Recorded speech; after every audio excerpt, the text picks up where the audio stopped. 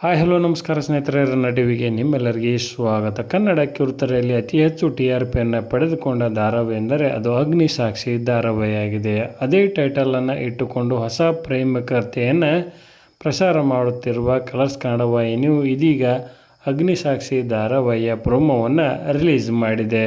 ಸದ್ಯದಲ್ಲೇ ಈ ಧಾರಾವಾಹಿ ಆರಂಭಗೊಳ್ಳಲಿದ್ದು ಇದಕ್ಕೆ ಪ್ರೇಕ್ಷಕರು ಸಹಿತ ಕಾಯುತ್ತಿದ್ದಾರೆಂದೇ ಹೇಳಬಹುದು. ಇನ್ನು ಈ ಧಾರಾವಾಹಿಯ ಪ್ರೊಮೋ ಈಗಾಗಲೇ ರಿಲೀಸ್ ಆಗಿದ್ದು ಉತ್ತಮ ಮೆಚ್ಚುಗೆಯನ್ನು ಪಡೆದುಕೊಳ್ಳುತ್ತಾ ಹೊರಟಿದೆ ಎಂದೇ ಹೇಳಬಹುದು. ಇನ್ನು ಹೊಸದಾಗಿ ಆರಂಭವಾಗುತ್ತಿರುವ ಅಗ್ನಿಸಾಕ್ಷಿ ಧಾರಾವಾಹಿಯ ನಾಯಕರಾಗಿ ಲಕ್ಷ್ಮೀ ಬಾರಮ್ಮ ಧಾರಾವಾಹಿ ಖ್ಯಾತಿಯ ಶಮಂತ್ ಗೌಡ ಅವರು, ಅದೇ ರೀತಿಯಾಗಿ ಬೃಂದಾವನ ಮತ್ತು ತೆಲುಗಿನ JM ಧಾರಾವಾಹಿಯಲ್ಲಿ ನಟನೆಯನ್ನು ಮಾಡಿದ್ದ ವರ್ಷಿಣಿ ಗೌಡ ಅವರು ಈ ಧಾರಾವಾಹಿಯಲ್ಲಿ ನಾಯಕಿಯಾಗಿ ಸಾಕ್ಷಿ ಪಾತ್ರವನ್ನು ನಿರ್ವಹಿಸಿಕೊಂಡು ಹೋಗಲಿದ್ದಾರೆ. ಅಹಂಕಾರ ಮತ್ತು ಸ್ವಾಭಿಮಾನದಿಂದ ಹುಟ್ಟುವ ಪ್ರೇಮದ ಕಥೆಯನ್ನು ಹೊಂದಿರುವ ಅಗ್ನಿಸಾಕ್ಷಿ ಧಾರಾವಾಹಿಯು ಸದ್ಯದಲ್ಲಿಯೇ ಕಲರ್ಸ್ ಕನ್ನಡ ವಾಹಿನಿಯಲ್ಲಿ ಆರಂಭಗೊಳ್ಳಲಿದೆ.